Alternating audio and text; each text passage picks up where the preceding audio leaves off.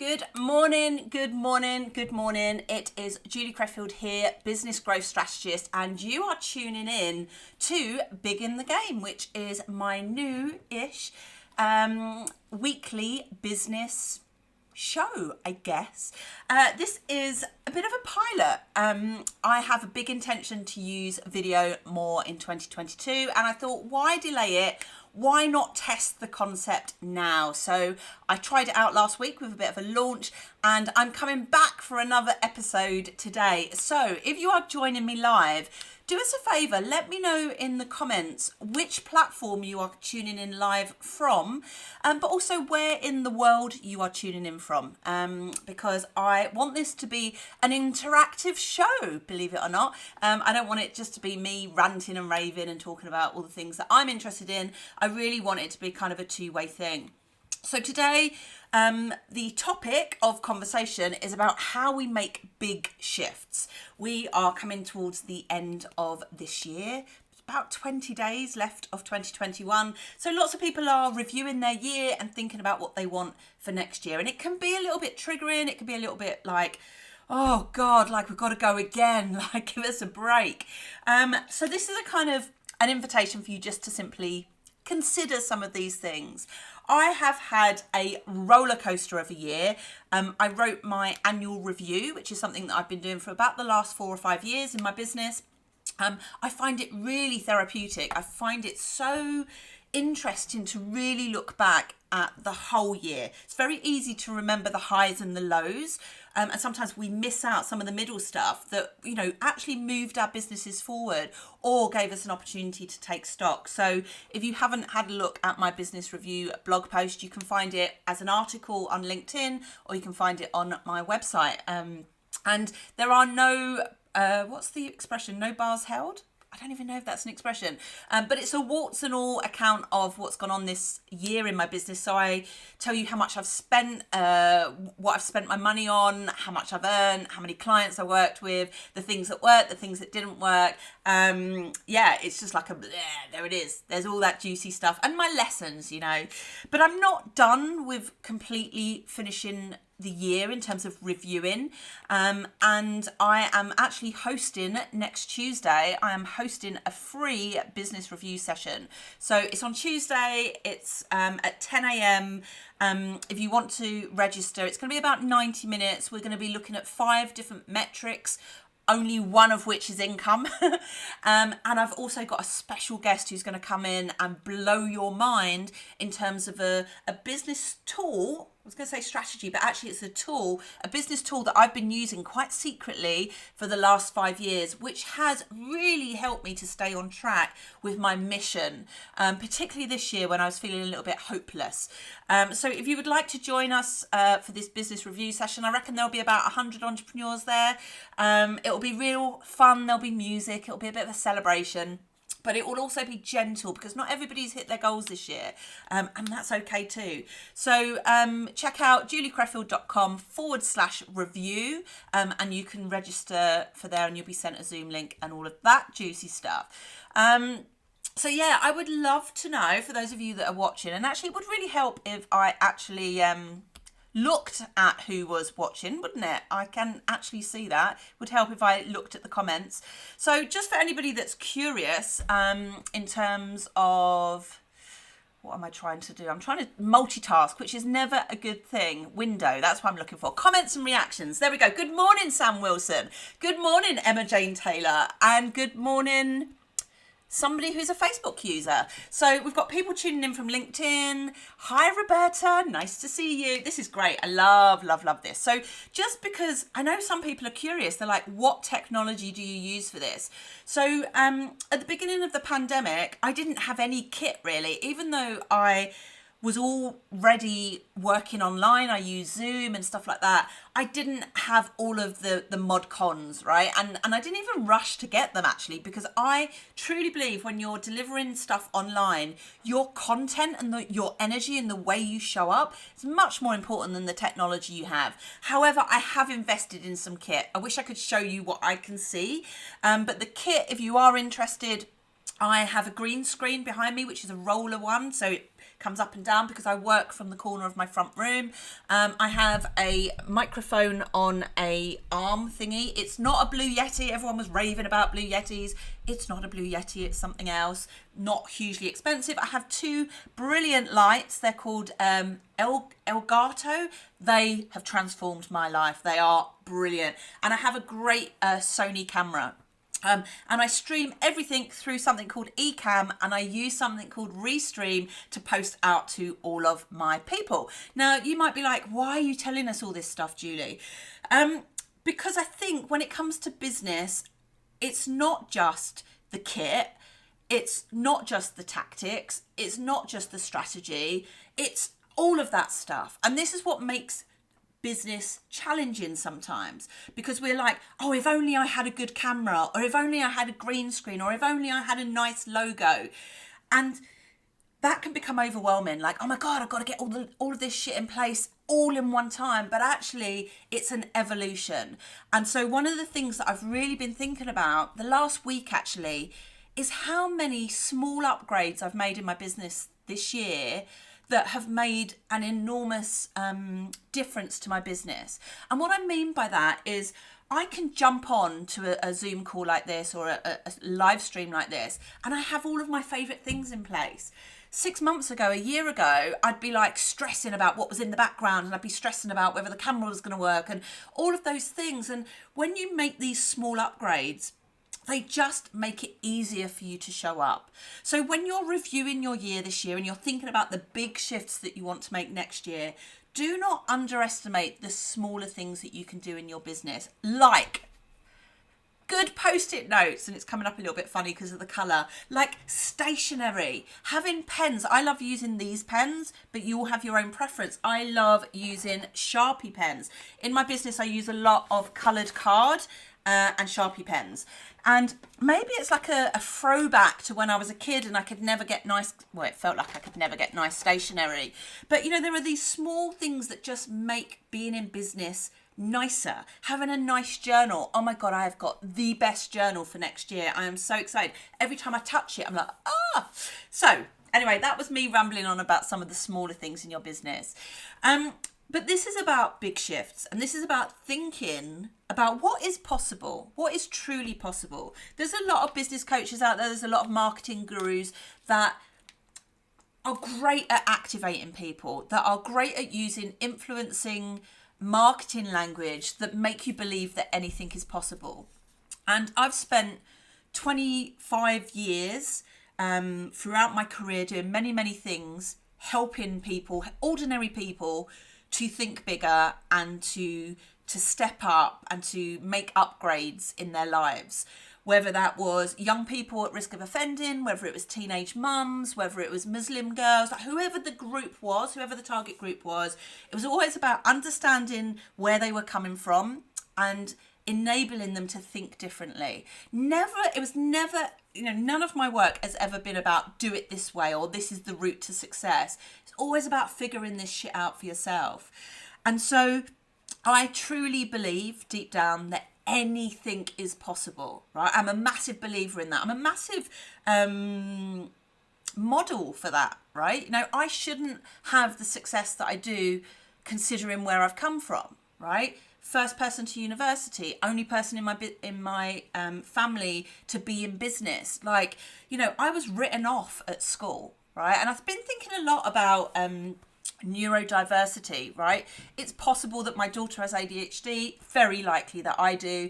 But what has been interesting through my life is that I never got a diagnosis. And maybe that was because, I'm one of 6 kids and, there's lots of stuff that went on. But it makes me think about how do we take what is unique about ourselves and turn that into success? How do we give ourselves the tools to do that?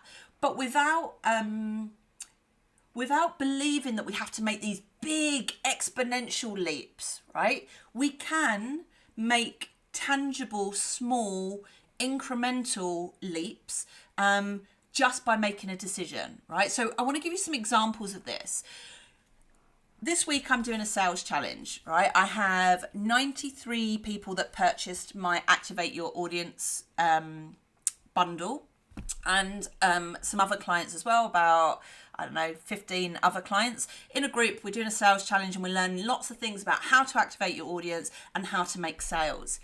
Every time you put a sales email out, every time you put a call to action on a social media post, you are making a decision to welcome people into your life. Every time you host a free workshop, every time you decide to show up live, it is an invitation for people to come towards you, to get to know you a little bit. Now, that can feel scary, and it can really trigger a lot of the like, I'm not good enough feelings. And this feeling like we have to have all of our shit together before we make a start. Next year will be like 12 years of me writing my fitness blog. Can you imagine who I was 12 years ago? Can you imagine that feeling? And I can remember it clear as day. I can remember sitting here in this exact same place with a different computer. I must admit, I had a really old Mac. I can remember Googling how to write a blog, right? I didn't know anything. I didn't know anything about WordPress, never come across WordPress, didn't know anything about SEO, didn't have Twitter, didn't have Instagram. 12 years ago was a long time ago in internet talk. I had to Google how to create a blog. And then, fast forward 12 years and that blog has seen me travel the world. It's seen me do a TEDx talk. It's, brought in, £750,000. Like, the ability to do one small thing, but to do it regularly, to show up, the technology that we have available to us as content creators, as change makers, as people that have a voice, that want to get out there and say something. So what I really want to encourage you to do this morning, and I'm going to come to some Q&A in the morning because I've realised I'm on a bit of a rant, aren't I? I'm like, rah, rah, rah. I want to encourage you to think about those smaller things you can do, those smaller decisions to show up regardless. I've made a commitment to do a live video every Tuesday? No, Julie. Every Thursday. I'm going to stream out to my free Facebook group, my LinkedIn account, my it doesn't go to Instagram, my Twitter, my Facebook page. I'm going to do that whether people show up or not. That's my commitment, not to my audience. It's my commitment to myself. And I am going to share the things that are important to me as a business owner. I'm going to share the things that I think will be useful to you, whether you're a client of mine or not. That is my commitment to my mission, right? And this year has been so up and down for me. And the reason it has been so is because I haven't been connected to my mission. When I turned my blog into a fitness business, which was around 8 years ago, my daughter turns 9 in January and she was about 1 when I made that decision. I was really clear from the start. I had a big mission. It was, imagine, and at the time I only had about 80 people that read my blog or something like that. Maybe it was a little bit more, maybe it was a couple of hundred, but it was a very small, very niche blog. And I can remember having this thought, imagine if I could get 1 million overweight women to reconsider the sport of running, right? What if I could get 1 million women to be activated by the idea that you can run in any size body? Imagine if I could get 1 million women to transform their health and their confidence through the simple power of running. Now, I was not the person that I am now. I hadn't done all of the personal development stuff. I hadn't done the business coaching stuff. I hadn't trained as a coach. But I had this one idea. What if I could get 1 million women running? And I built a business based on that. And what that meant was every blog that I wrote, every social media post that went out, every creative idea I had to activate more people, all roads led to that one mission. And what I've found the last 3 or 4 years when I've transitioned much more into kind of business coaching is that I didn't have that mission. I didn't have that mission. It was really difficult to connect to something that was bigger than just making money or bigger than just transforming my own life. And actually in the last month, I've found that mission. I'm not going to talk about it on today's call because I'm saving it for something else that I'm releasing later this week. But I have never felt so aligned to a mission ever. Even the plus size fitness stuff, which at the time I was really hyped up about. And actually what's interesting is it's all come full circle. So the big business vision and the big business mission for next year involves my running community, which just feels like magic. So small things, small, semi-consistent, right? The word consistent scares us. We don't have to do the same old shit every day to be successful. We don't. But semi-consistent, that commitment to showing up for yourself, that commitment to seeing something through. Did you know that to get into the top 5% of podcasts, you only have to have produced 20 episodes? So what that shows you, there are millions and millions and millions of podcasts out there that never get beyond 20 episodes. Right? So this gap between the successful and the non-successful isn't as big as what you might think. It's about your commitment to showing up and doing the work. So on this Thursday morning, what do you want to know? Like, what would you like to ask me? What's on your mind right now?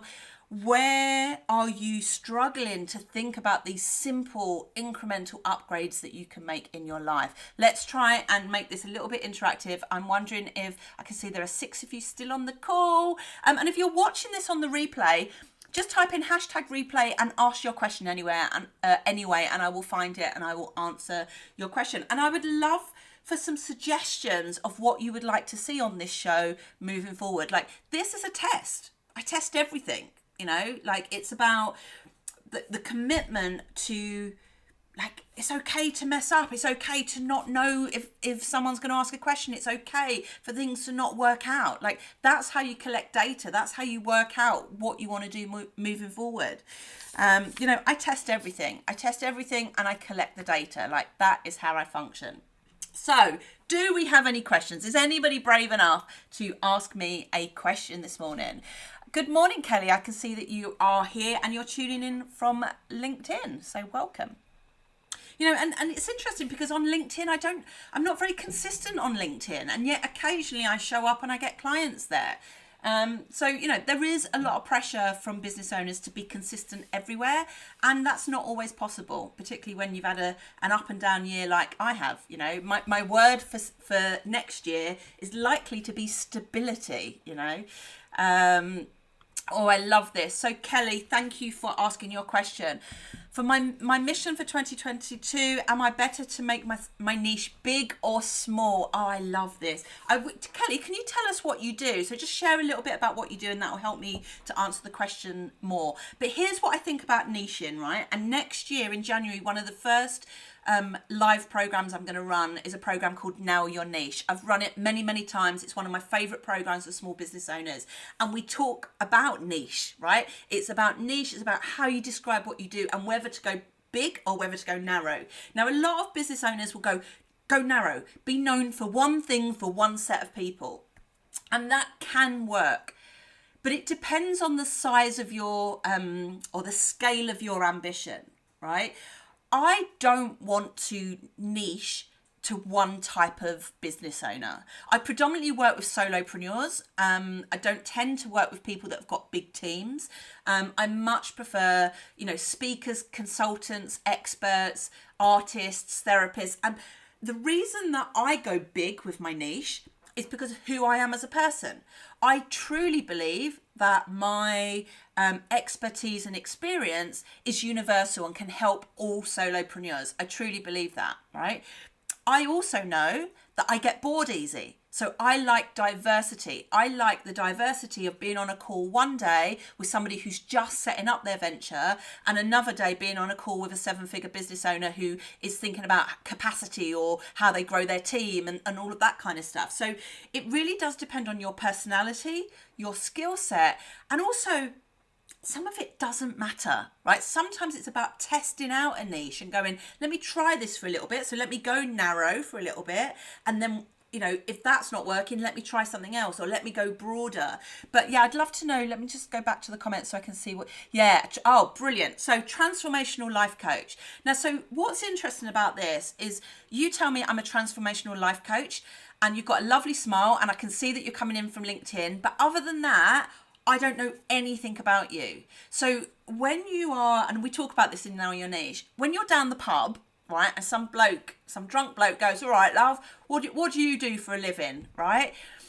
Having some kind of very quick, less than 10 word statement that gets people to either go, I get it, or secondary to that going, tell me more. Right? What you never want is it to go completely over the top of somebody's head, even a drunk bloke down the pub. So when you're thinking about how you describe what you do, it should be clear enough for a drunk bloke down the pub to understand, but also clear enough for a 5-year-old to understand, right? But also I think it's about using what I call pedestrian language. Nobody wakes up in the morning really and says, I need a transformational life coach, right? So when you use the language that your clients use, I think it helps people to go, that's what I need. I need one of those. Like in the business world, in the world of coaching, of course we understand what a transformational life coach is.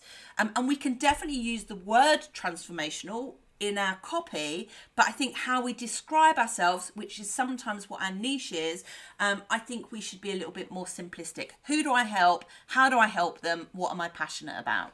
So I hope that is helpful.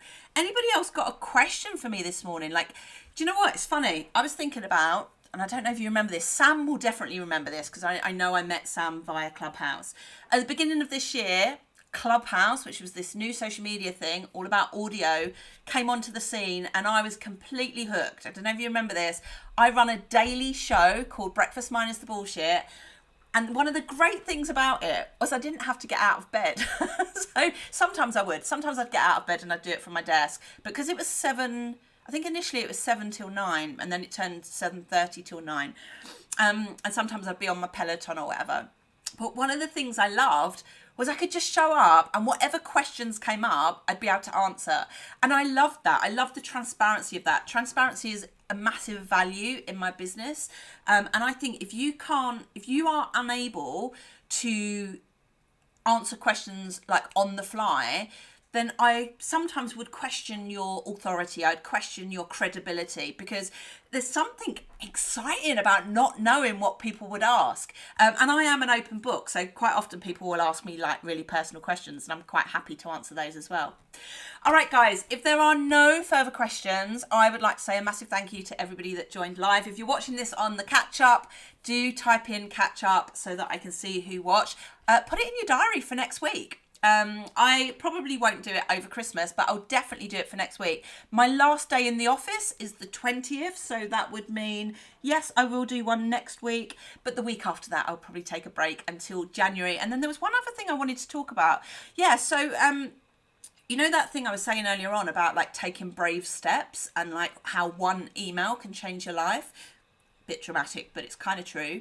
Earlier in the year, I was launching a program called Tribe Builder, which was my signature program. And for a couple of months, for a couple of rounds of that program, I just felt a shift. I felt a shift in the world. I felt a shift in my client base in terms of what they needed. And I felt a shift in the stuff that I wanted to teach. And so I went out to launch and I just wasn't getting anything back. I wasn't getting inquiries. I wasn't getting people booking on. And so I made a decision I was going to scrap it. Now, even though I'd worked on that program, even though it was a brilliant program, even though it had transformed hundreds of business owners' lives, the world moves on. People's thinking moved on. And so I decided, I was in Ibiza at the time, I was on a business retreat, and I was in Ibiza and I just decided, like, I get to change things. I get to set the rules. I get to decide what I'm going to do in my business. So I sent one email, and the email was, I've changed my mind. I'm no longer doing Tribe Builder. Instead, I'm going to develop a new program called Go Big or Go Home. I sent 2 other follow-up emails, so in total 3 emails, and I got 14 awesome business owners to say yes to being part of a paid pilot. All right. And we are on week 8 of that paid pilot. It has been incredible. It's been such an awesome space for business owners to explore what having a bigger business looks like, but also to explore what are the self-care things we need to consider as business owners when we are scaling. And I'm super, super excited because today at 10:30, one more email is going out that says the doors are open again. So in January, we'll have our second cohort of Go Big or Go Home. There is an early bird discount at the moment. So if you sign up,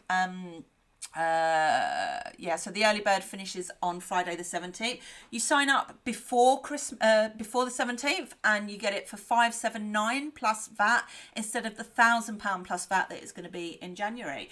And so, you know, yes, I'm making a sales pitch because that's what I do as a business owner. That's what we all do. But actually what I'm trying to illustrate is things change with one email. Things change with one live. And if you continue to show up and do these things, the transformation over a greater period of time will be exponential. But it always starts with just one small thing. All right, guys, I hope that was helpful. Have a brilliant day, and hopefully you'll tune back in next Thursday at 9:30 a.m. for Big in the Game, the business show. All right, have a great week, and I'll speak to you all soon. Ciao.